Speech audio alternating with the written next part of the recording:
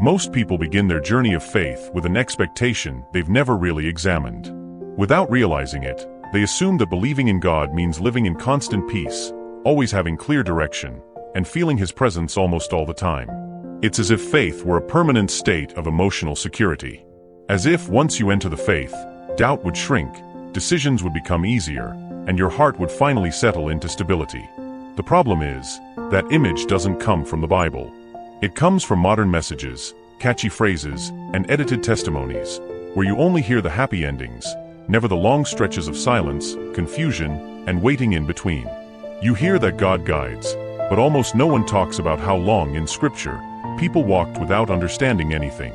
You hear that God gives peace, but they don't tell you that many biblical figures kept believing while dealing with fear, anguish, and real uncertainty. You hear that God makes His presence known, but no one explains that this presence doesn't always come with a feeling. So you begin your faith expecting clarity, and you find doubt. You expect emotional security, and you find inner conflict. You expect quick answers, and you find waiting. Little by little, a quiet frustration grows. It's not the kind that makes someone walk away all at once. It's more subtle. It's the feeling that something isn't working the way it should. That maybe you're not believing the right way, or that your faith is too weak to reach what others seem to experience. You keep going to church, keep praying, keep trying. But inside, comparison starts to grow. Why does everyone else's faith seem so strong while mine feels unstable? Why am I still afraid if I'm supposed to trust?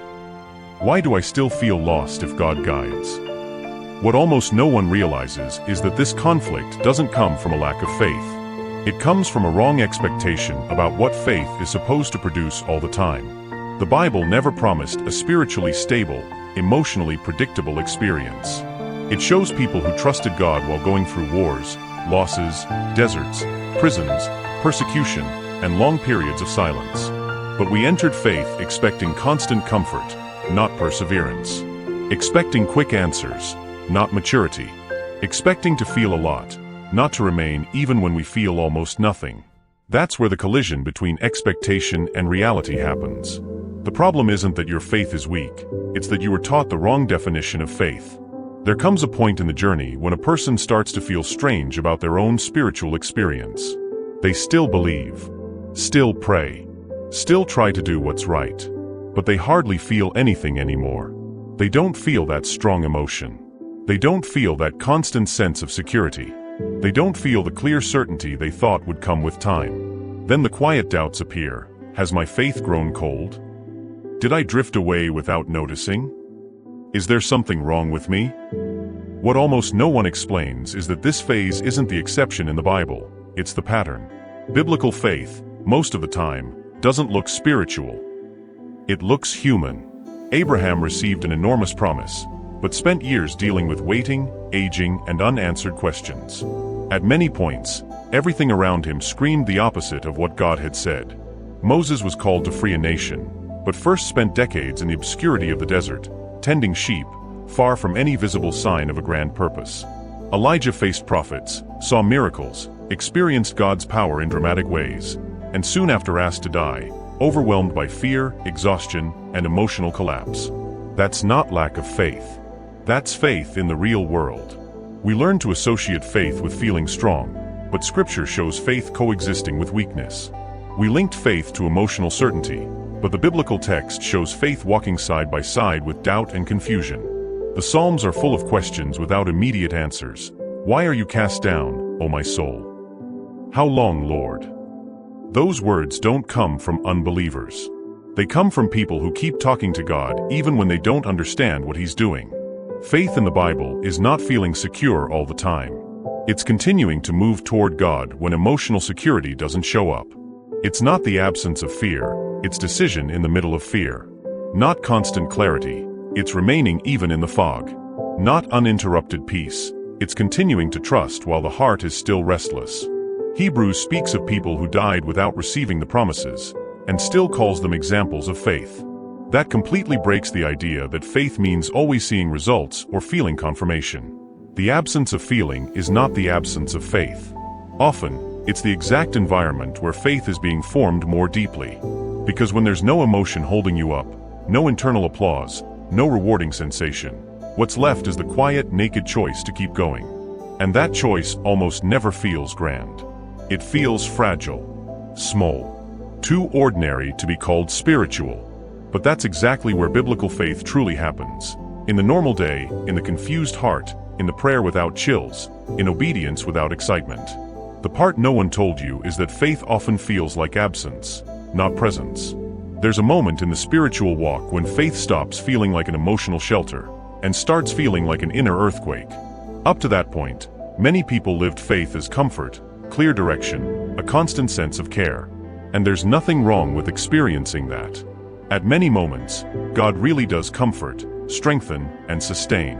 The problem is when we start believing that this is the main function of faith, to make us feel good. Biblically, faith was not designed to be emotional anesthesia. It doesn't exist to shield you from all discomfort. Often, it does the opposite. It removes illusions that were giving you false security. When Isaiah sees God's holiness, his reaction isn't peace, it's shock, woe is me. When Peter realizes who Jesus truly is, he doesn't run into a comforting embrace. He says, "Depart from me, Lord, for I am a sinful man."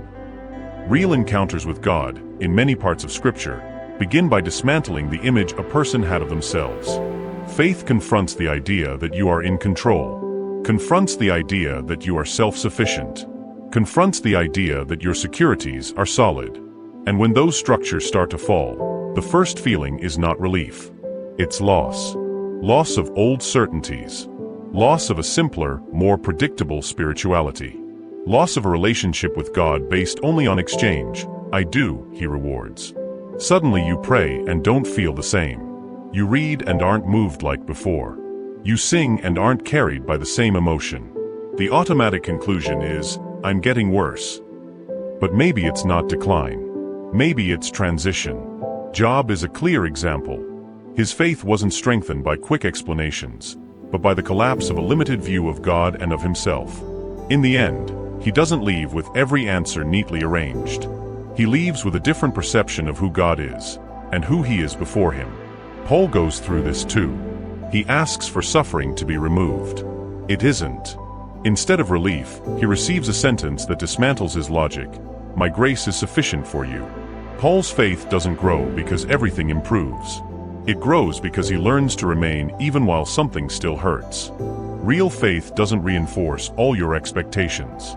Often, it exposes how much your security was resting on things that were not God. Results, recognition, a sense of control, emotional stability. When those supports start to fall away, you feel like you're losing faith. But in reality, you may just be losing the crutches. And walking without crutches hurts at first. It brings insecurity, fear. It feels like going backward. But that's how muscles that were never used begin to grow strong. Faith that only works when you feel good is still deeply dependent on circumstances. Faith that learns to remain when the ground shakes begins to become something deeper, soberer, more real. What you call a crisis may be the beginning of real faith. There's a reason almost no one talks clearly and directly about this side of faith. It's not easy to sell. It's much simpler to keep people motivated by promising intense experiences, quick answers, clear direction, and a constant sense of presence. That's exciting. That fills rooms. That produces easy testimonies. But silence, waiting, uncertainty, faith without feeling. That's hard to turn into a slogan. So without noticing, many communities end up teaching only the emotional side of faith, not the structural side.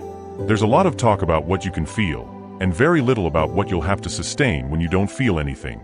The result is predictable. When real spiritual life begins to include confusion, exhaustion, prayers without immediate answers, and emotional emptiness, the person doesn't think, I'm living something the Bible already showed. They think, I failed. But it's enough to look honestly at Scripture to see that this phase is not the exception, it's part of the path. Israel spent years in the desert without understanding the route.